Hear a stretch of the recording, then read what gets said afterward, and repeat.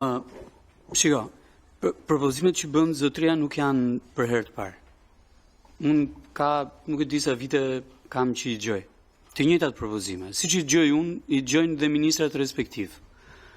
I treti në radhë, e dyta edhe zotëria që është tani. I keni dëgjuar dhe ju në samitin e Cërrikut. Problemi është që koha hikën. Dhe koha për ta është një lopë që kalon moshën, nuk prodhon më aq sa që prodhonte në fillim, një lopë që smuret dhe praktikisht bie nga prodhimi, një fermë që digjet, një fermë që përmbytet e kështu me radhë, apo një sipërfaqe e madhe toke që prodhon ushqim që s'është më, që nuk prodhon më. Të gjitha propozimet që bëri këtu zotëria, apo që i ka bërë kohë pas kohe si grup prodhuesish elektoral, nuk kanë kosto për buxhetin e shtetit. Janë rregullime. Janë rregullime në atë që ne kemi sot, pa shtuar asnjë lek kosto mbi buxhetin e shtetit. Kjo historia që ministrit thonë do ta bëjmë kështu siç themi ne, dhe ju jeni të detyruar të bëni këtë që themi ne, ka sjellë në këtë gjendje. Ka sjellë në këtë gjendje. Tani unë e kuptoj, do bëj një takim të 2 të 3 me ministrin e bujqësisë, ku diun, po ministri i bujqësisë aktuali ishte në Cërrik, i dëgjoj para 5 muajsh, 6 muajsh.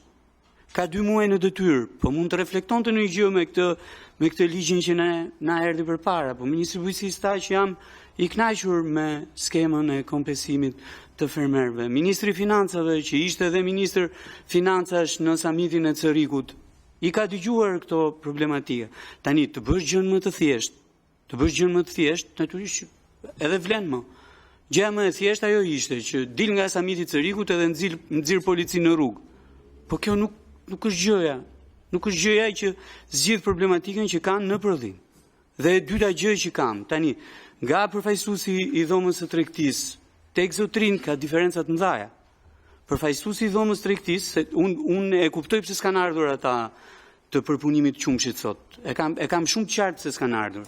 Dhe siç koordinojnë çmimin ata, koordinojnë edhe sjelljen në raport me institucionet. Po tani zotria tha, lënda e parë që vjen nga importi duhet çliruar nga TVSH-ja, tha këtu. Po lënda e parë e çliruar nga TVSH-ja është grop për secilin prej tyre që prodhon. Prandaj e gjejmë sens atë që propozoi zotëria Xhena. Ne të bëjmë pyetje për t'u sqaruar edhe për të pasur të qartë gjën. Nga fillimi deri në fund, nga njëri i ftuar këtu tek i ftuari tjetër, sepse me thënë drejtën ne duhet zgjedhim se interesin e kujt duhet të mbrojmë në këtë rast, atij që importon apo atij që prodhon brenda vendit. Se ky është elementi. Faleminderit.